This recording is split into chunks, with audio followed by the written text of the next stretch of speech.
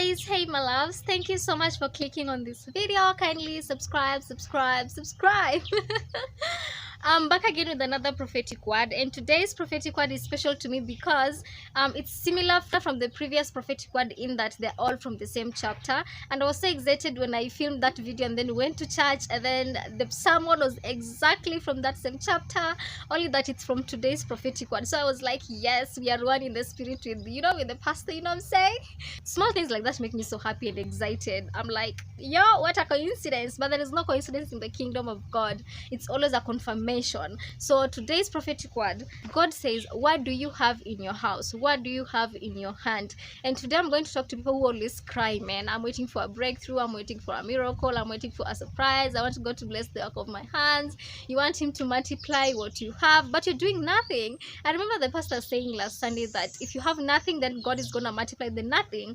0 times every number is 0. So you need to have something. And I know I've been in this stage of life before where I'm just like, God, please bless me, but you're doing nothing, sis. You're doing nothing. Like, God is not, of course he can come into your house and just bless you like that, but you also have to go out there, not necessarily like working. Let's say, for example, you're not in a position where you can work, but in a position where you can ask for help, and then God can convict the people to help you. You get? So today's prophetic word is reminding someone that, or rather telling you, asking you, what do you have in your hand? What can you do? Like, what can you do? Because exactly what you can do, no matter how small, guys.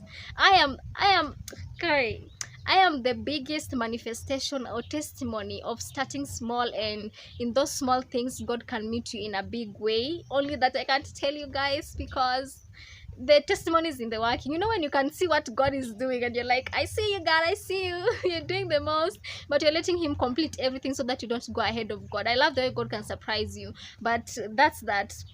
What do you have in your hand? What can you do, no matter how little, guys? And I'm talking to people who despise the little they have. Thank you, Holy Spirit. The Holy Spirit reminds me of a Bible verse in Zechariah.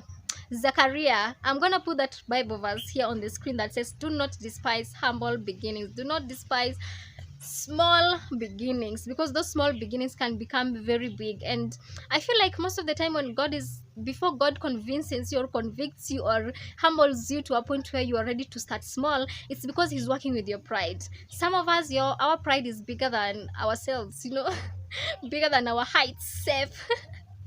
Let me use my height because I have friends who make fun of my height. But yeah, guys, that's the prophetic word of today.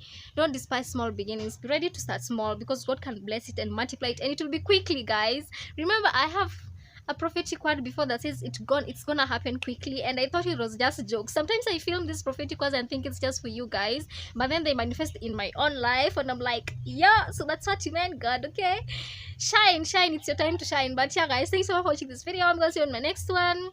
Do not despise humble beginnings. What do you have in your hands? Bye.